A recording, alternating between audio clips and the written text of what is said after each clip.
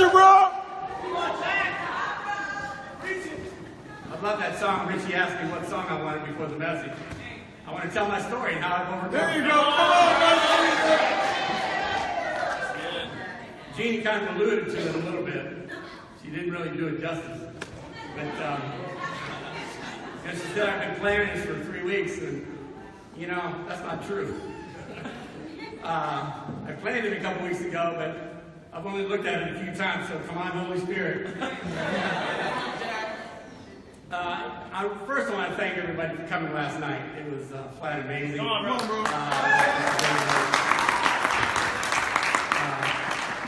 And we shared last night because we left 4 years ago, and last night was so much more special to G and I for a lot of reasons. But I just want to thank you so much for all that you shared. I don't remember some of it because I'm old, but you said it, I'm believing you that it was true. So again, we both were just super grateful and encouraged last night. And all the cards, gift cards and handwritten cards, and just, we read them when we got home. It was just flat amazing. Come on, bro. Again, thank you so much. You know, the title of my lesson is On the Move. Come on, bro. I could change it, how we overcome. You know, Richie talked about it a few weeks ago, about a movement or a monument. And, you know, this will be the last time you got to hear my story, so I'm just going to tell it again. Tell it again, bro. Tell it again. Hopefully it'll be a few twists. But, you know, Judith, I talked to Judith last night. She gave me a gift, and she really encouraged me before the sharing started about how I'm always vulnerable. But when I get up here, I'm always nervous. My stomach gets butterflies. I mean, I sweat and I fret, and I have to pray a lot. And she said she does the same thing. She really struggles getting up here. And you know, I've been at this for a long time, and I still have the same battle every time I get up here. I guess, God, please, God. I got to pray a lot to be able to come up here and even speak at all. Let alone preach or do communion. Even the welcome still rattles me sometimes. Come on, bro. Richard Thomas and Jack, I need you. Get somebody else. I'm like Moses, you know. Send somebody else. But he keeps asking me, so amen. Come on, Jack. But you know, Gene and I have been part of 3 movements. This is the 3rd movement. And I'm not going to talk about the whole thing, but when we first came into the first movement, we lived in a 30-foot trailer on 5 acres.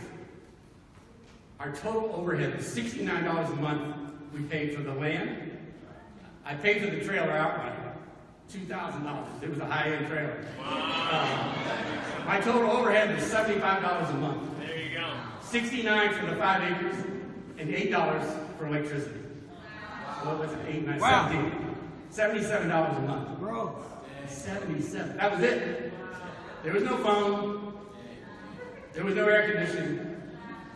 There wasn't even screens in the room. And I think we had a wok. We didn't even have a stove. Everything was done in a wok. An electric wok. We had power. $8 a month. Wow. I looked like a Lawrence. I had that beard down to here. Oh, there you go.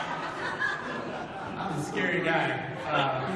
At least I thought I was. But, you know, when we started to come out in 1979, that first movement. Wow. And it changed our lives. But what is a movement? Turn over to 2 Timothy. How do you know you're part of a movement? 2 Timothy. Richie read this earlier. Come on, Jack.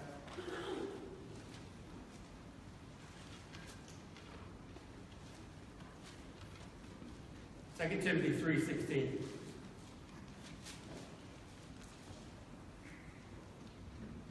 All scripture is God-breathed, and it's useful for teaching, rebuking, correcting, and training in righteousness, so that the man of God may be thoroughly equipped for every good work. If you're not living that, you're probably not part of the movement. Turn over to John chapter 8. John 8:31-32.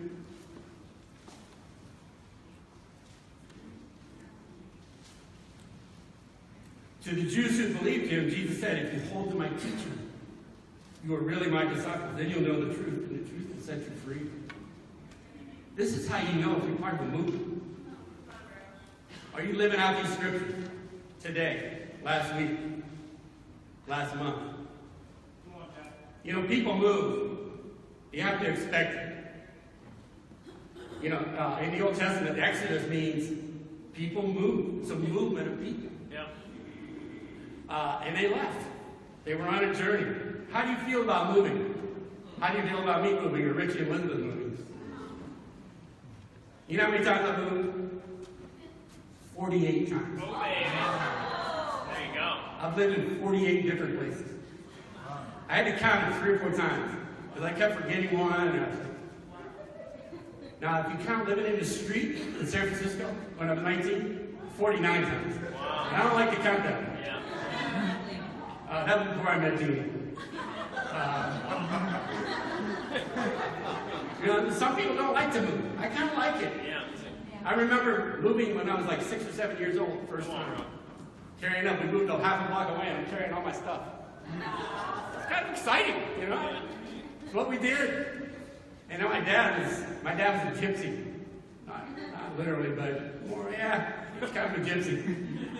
And so I learned from him, and I think I moved 20 times before I met Jeannie, and we moved probably 28 times together. And we've been all over the place, mostly in Florida. It's a little more difficult now. It's a little more difficult, a little more challenging. But that first time we moved together, our motto was, Billy Joel had a song, if that's moving up, I'm moving out. You ever heard that song? Yeah. We gave up everything and moved to that trailer. I had a great job. I was making a lot of money. And we scaled down to nothing. No car payments. And we gave it up. That was before I knew anything about the Bible. But I still had that. It's like, yeah, let's do it. Everybody I knew thought I was nuts. Even then. What are you doing? It's all about money, capitalism. I'm moving out, dude. I don't want this 2 jobs and houses and all that stuff. Come on, Jack. But my motive was, I want to go up there and grow marijuana. I don't know, I had 5 acres. My motives weren't very good. Yeah. That's too good, right? But fast forward 10 years to 1989. I'm going to give you a little history of my moves with Gene and I. We moved, we were in Fort Lauderdale, Florida. And Kim Mcgee, who leads this movement, came with 2 other couples to Miami. And they wanted to plant the church there. Well, there was already a little church with a couple hundred people. And so the campus, yeah, no problem. Singles, yeah, no problem. Brad Matthews was there. He said, yeah, I'll go. When he asked the married people to move, there was probably 40 married couples. Nobody would go. 30 miles away from Fort Lauderdale, Florida to Miami, Florida, nobody would go. And for 2 years, I had been wanting to move to Boston to be part of that movement. This was the second movement. And God just didn't open up the doors. And Gene and I talked about it all the time. And when Kip said, I need some married people to move to Miami, nobody would go. I said, I'm not going either. I didn't want to go to Miami. It just wasn't on my radar at all. You ever heard of Miami Vice or Scarface or those movies? Miami at that time had a pretty high crime rate. Fort Lauderdale felt pretty safe. And someone said, maybe you put your money where your mouth is. Who do you think that was? Genie. Oh! Put your money where your mouth is. I go, oh, I don't want to go to Miami. Boston sounded so much better. I don't know, just Harvard and the downtown area. We had visited a couple times. Miami was not my choice. But you know what? We did it. We took our 3 children there. They were, I think, 3, 6, and 8 years old. And it was a challenge. My kids were the only really English-speaking kids in the schools that they went to.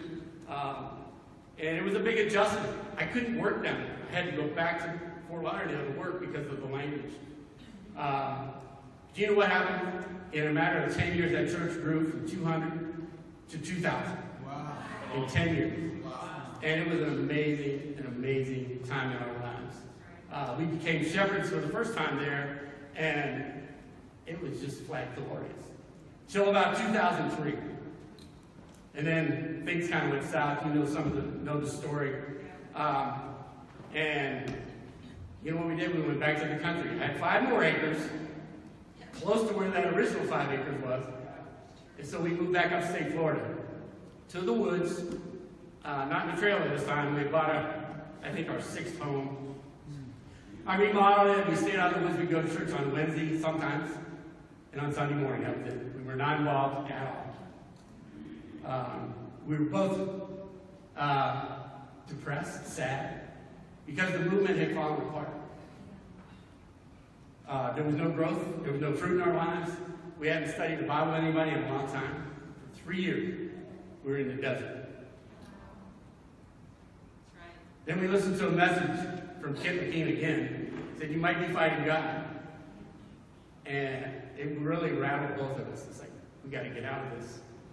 I mean, we're in the same place 20 years earlier. We're out in the woods, unengaged, unfruitful, unproductive. How was it working? So we went to Portland, and all we can think of, Portland, yeah, I'm totally in with the Northwest. Big trees, just the mystique of the Northwest. I'm in. We had lunch with Kip the first day. And the first time he came to Miami, I didn't really know him. I knew who he was, but he didn't personally ask me to move to Miami. So we get to Portland. Brad said, you're having lunch with Kip tomorrow. I said, no, I'm not. I'm not having lunch with him. But we did. And so we're all thinking Portland. And Kip said, I'm moving to Los Angeles, and I want you to come with us. Los Angeles, it could have been Miami. I hated Los Angeles worse than Miami. I don't want to go down there. I didn't say it to him, but I'm thinking, there's no way. I'll come to Portland, but I'm not going to LA. When I was 19 years old, I went to LA one time, and I was a hippie, long hair, beard. And some surfer tried to run me down in his car. I was there for one day and I left. I never wanted to go back. The kid said, I'm going to LA, I want you to come. Anywhere but LA. I'll go back to Miami. I don't want to go to LA. He rerouted us. Put your money where your mouth is. You know, the week we got there, the day we got there, somebody reached out to my son. My 2 boys were with us.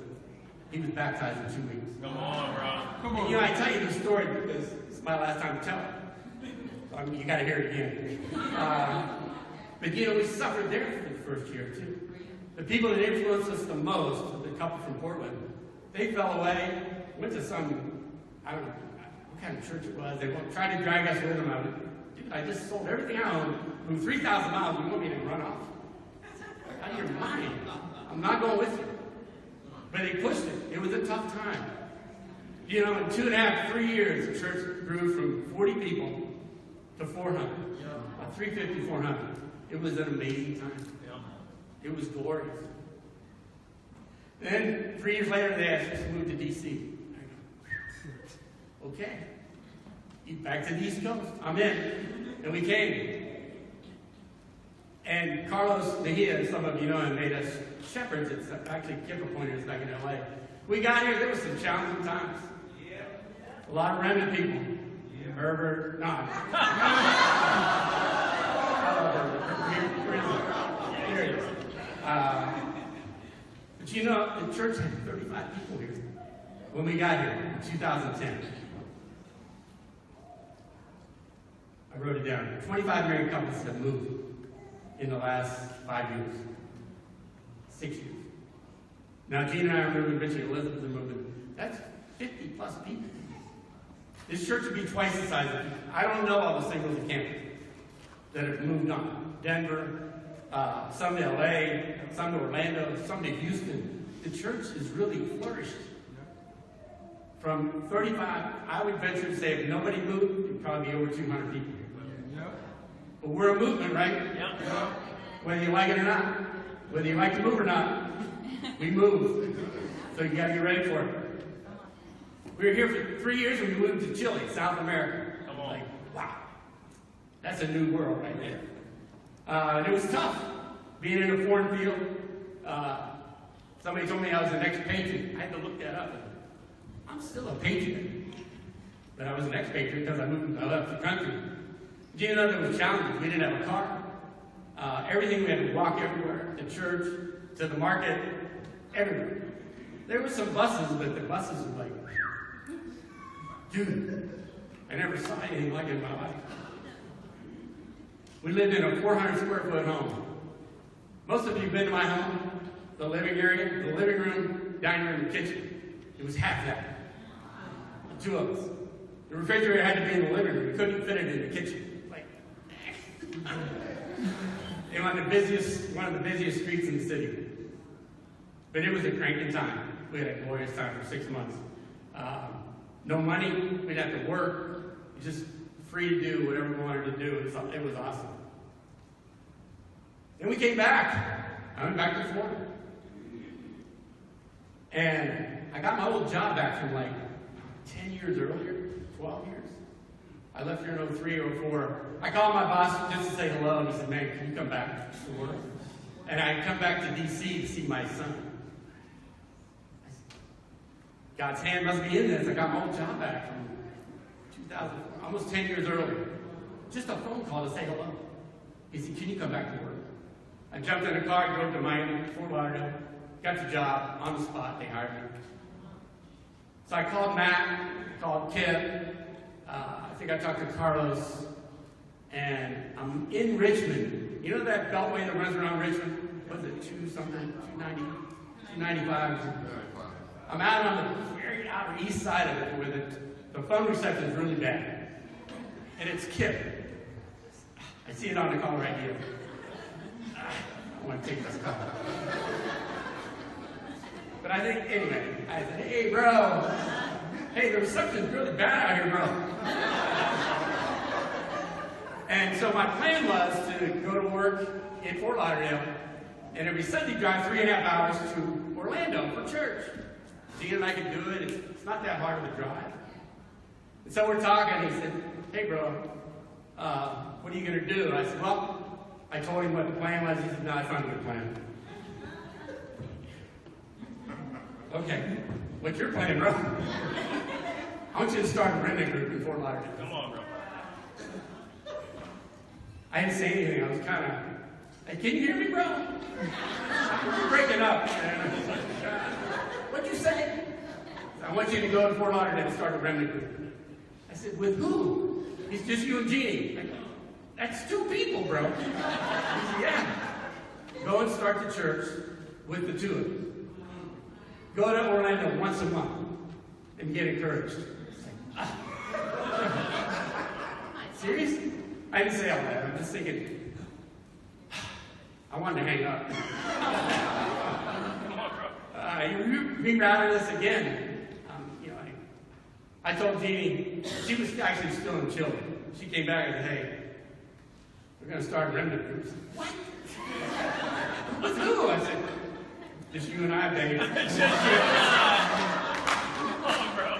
So the first Sunday service, it was the 2 of us. We had 2 visitors. There you go. Come on, bro. It was me and 3 women.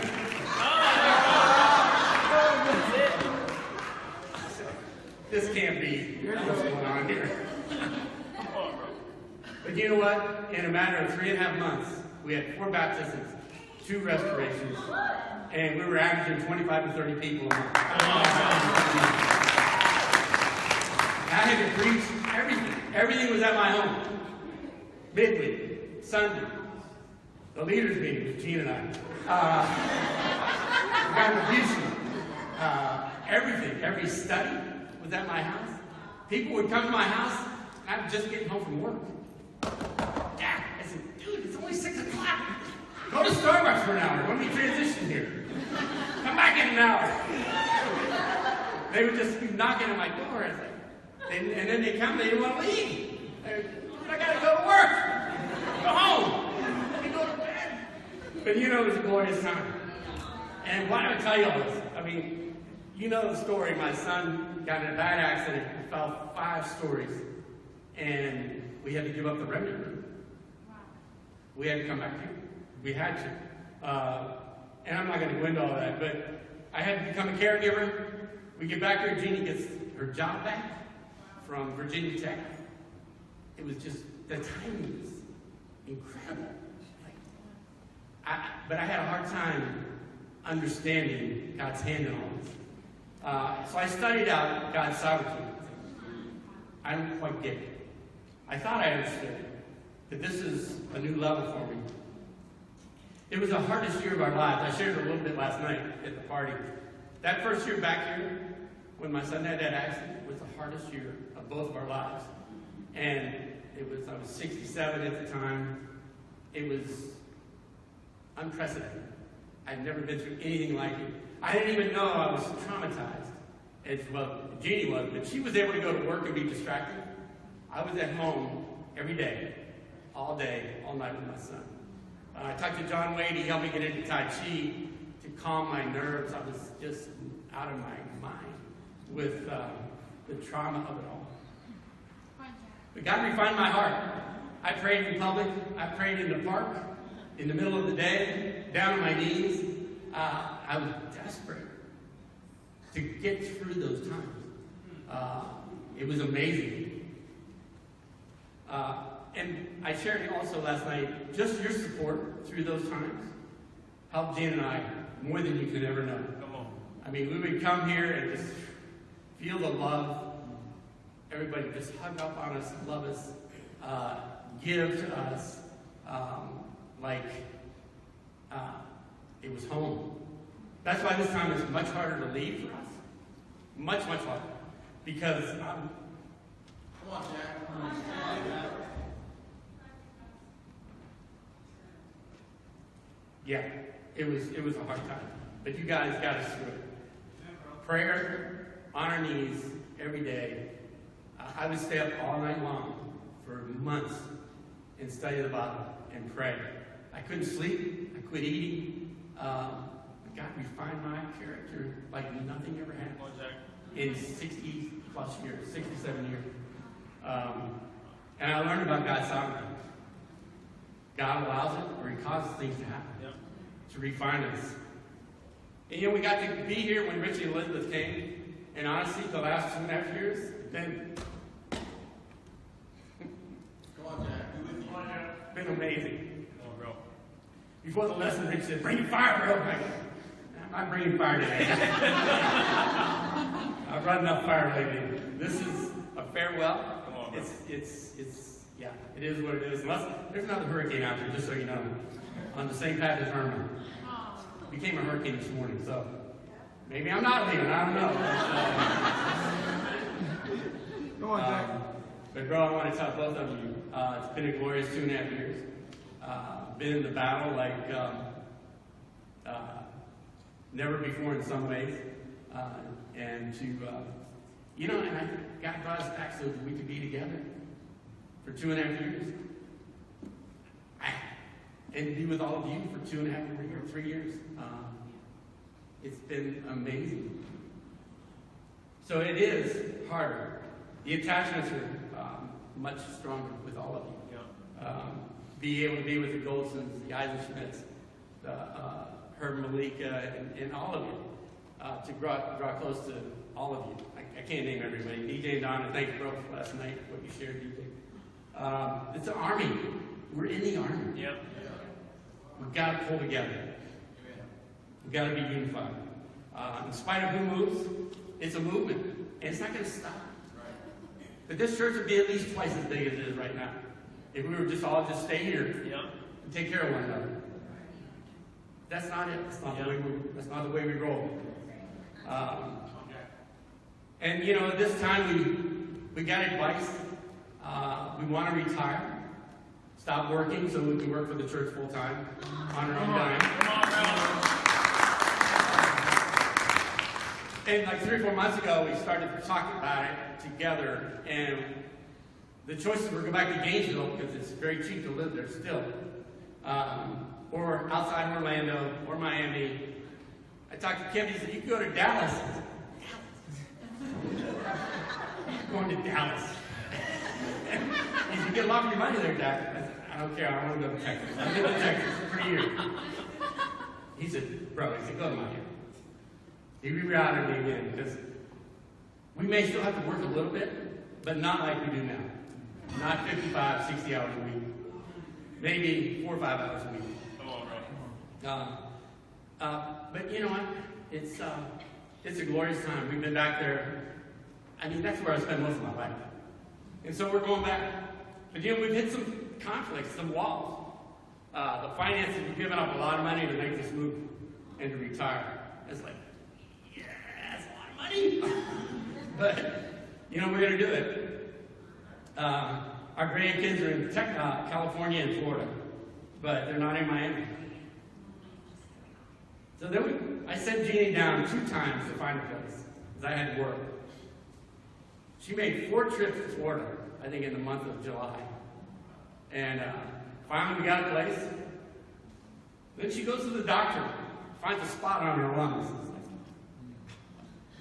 This is after we already bought the house. But we hadn't closed on it yet. The day of the closing, for weeks we've been worried about this spot. She finally gets a clean bill of health. Wow.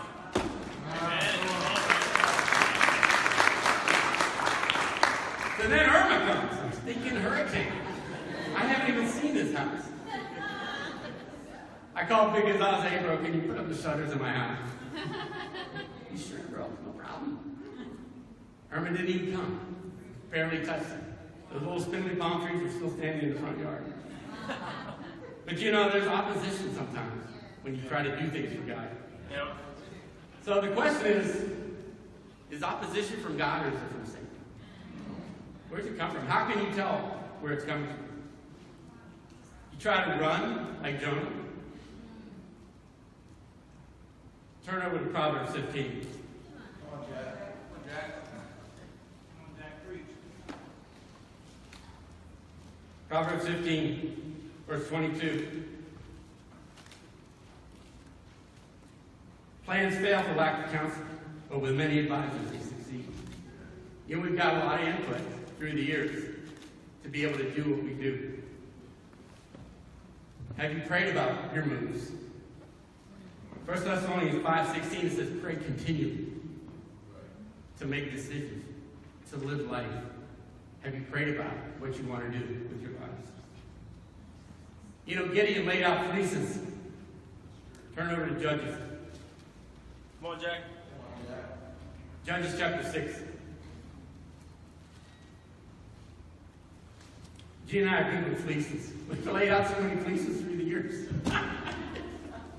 It's almost comical. We do this pro-con list and we throw out fleeces. Well, here's a fleece. We'll see what God does with this. Just like Gideon. Chapter 6, verse 36. I didn't even bother. Gideon said to God, verse 36, if you will save Israel by my hand, as you have promised, look, I will place a wool fleece on the threshing floor. If there is dew only on the fleece and all the ground is dry, then I will know that you will have saved Israel by my hand, as you said. And this is what happened. Gideon rose early the next day. He squeezed the fleece, wrung out the dew, a bowl full of water. And this is what Gene and I do. Then Gideon said to God, do not be angry with me. Let me just have one more request. Allow me one more test with the fleece. This time, make the fleece dry and the ground covered with dew. That night, God did so. Only the fleece was dry and all the ground was covered with dew. And we do this a lot. I mean, Gene and I do it a lot. To help us make decisions. To know what's from God and what's not. How can you tell? You know, sometimes it's hard to discern if it's from God or Satan. You know, but God uses Satan. He uses him. In Job, chapter 1, he almost incites Job. Or incites Satan, excuse me, to test Job. Turn over to Job. Come on, Jack. Let's go, Jack. Come on, Jack.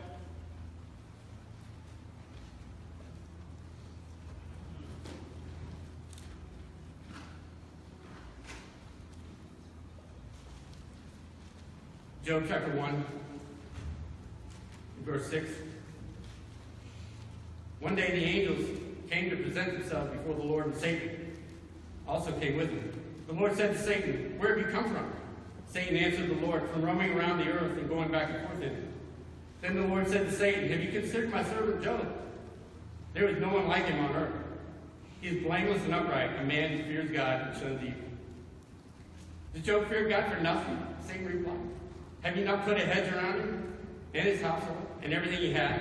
You have blessed the work of his hands, and so that his flocks, his herds are spread throughout the land. But stretch out your hand and strike everything he has, and surely he will curse you to your face." The Lord said to Satan, "Very well, then everything he has is in your hand, but on the man himself do not lay a finger." It's almost like he probes, say, go after him.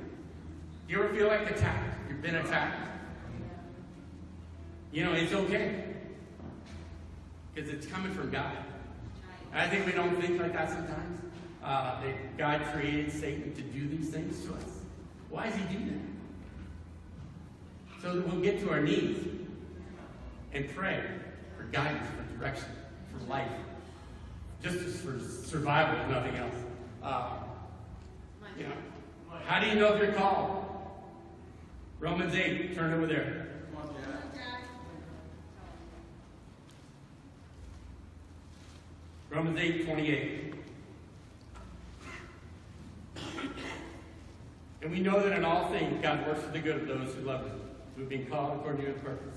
For those God foreknew, he also predestined to be conformed to the likeness of his Son, that he might be the firstborn among many brothers. And those he predestined, he also called. Those he called, he also justified. Those he justified, he also glorified. We're all called. Yep. Every one of us is called. But you know, sometimes you just don't have to move to be called. Yep. Some of you may never move, but you're still called. Still part of the movement. Sometimes it's harder for the people left behind when you see people go off to distant land. But believe me, it's no small task going to Manila, Philippines. When we went to Chile, it was big. It was a test. But it's a test for you guys as well. When people leave, you've seen a lot of people move on. But that's what we do. That's what we're about. You know, you're going to get some new discipling. You're going to get a new leader, Lou Jack and Kathy Martinez. Yep. Come on. But it's an opportunity still to be part of the movement. This is it. When we get to Miami, it's going to be this. There's about 70 people. But we're going to build a church there. Just like we're going to do here. Just like Richie's going to do in Manila. It's an opportunity to be part of something. It's going to be new. It's going to be different. And hopefully it'll shake you a little bit and wake you up and get you out of your comfort zone.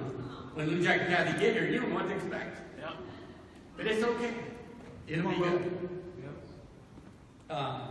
Whether you move or stay, just have a heart to be part of it. Regardless if you're here, Manila, Texas, it doesn't matter. It's the movement of God. And you know, one day, I'm actually going for 50. This will be 48 or 9. Whatever, I have to count them again. I figure number 50, I'll go to glory. I'm going to heaven. Come on, bro!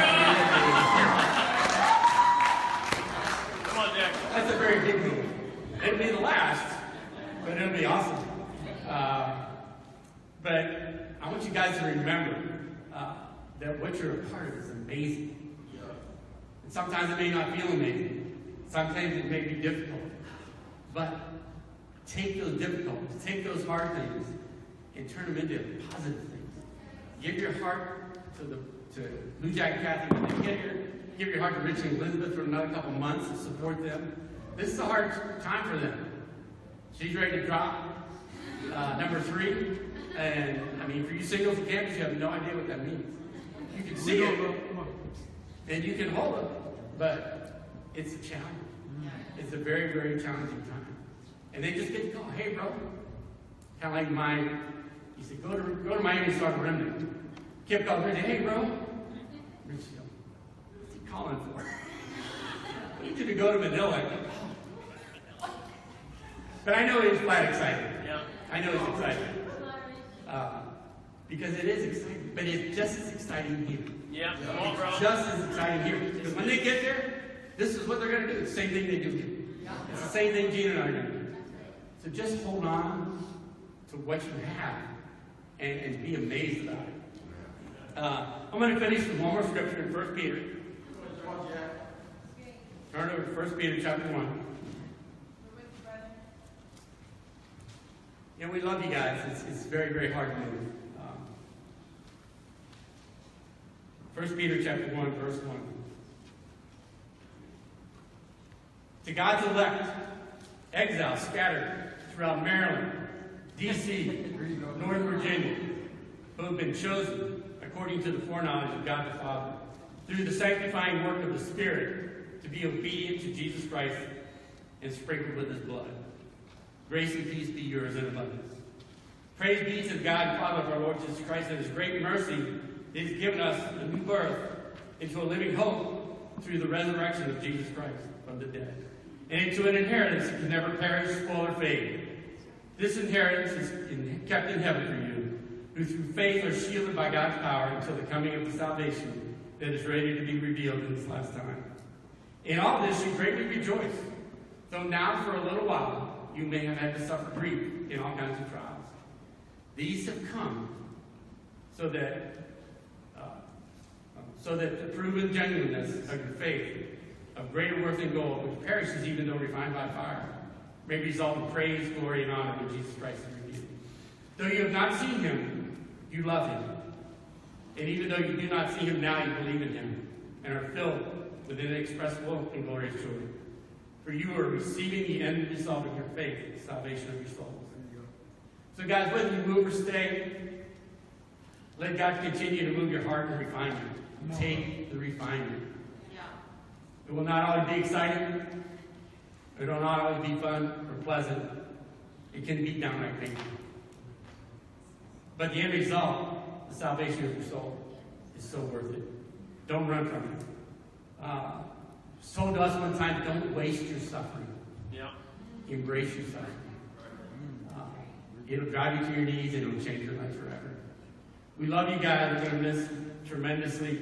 I'm sorry I didn't bring the fire this morning. I just wanted to share our hearts and tell you how much we love you. And we're going to miss you a ton. Pray for us that another hurricane doesn't hit. And we will probably leave by the end of the week. God willing. Amen? Amen. Come on.